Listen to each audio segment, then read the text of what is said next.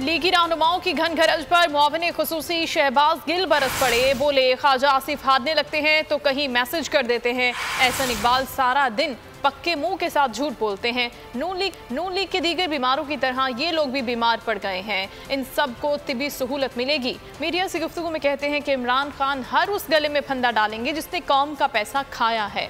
वजीर आजम ऐसी कोई बरात नहीं ले रहे जो माजी के हुक्मरानों ने ली। इमरान खान अपना घर, अपना किचन अपनी जेब से चलाते हैं।